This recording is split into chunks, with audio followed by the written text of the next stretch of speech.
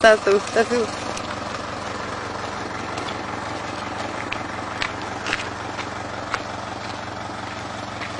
Bem, nós pudéssemos, eu queria até levar esse trem, tanto que é bonito. É fêmea?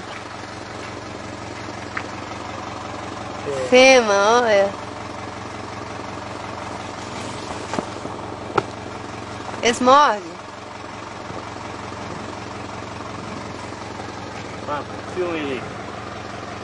Tô filmando. O que você vai fazer, vó? Tira mais não? Tira. Hã? Gente, mas é grande. Bonito demais, hein? Muito tempo. É desse que tinha lá na fazenda. Isso é uma coisa custosa de ver. Mas o que vai fazer? Esconder. Você não dá como tirar ela? Bem, assim. Uma amarela, então pode ali. Uma amarela ali assim, ó. E nós põe na caminhonete. De lado do corpo. Não, deixa eu encerrar aqui.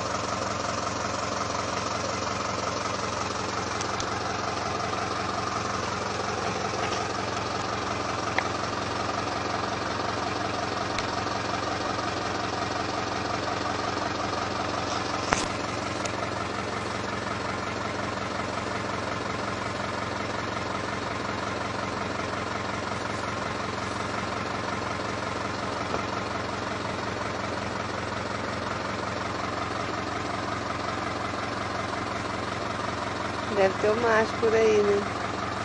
Não, mas foi bom demais hoje. Você já tinha visto? Não? Não, não joga aqui não.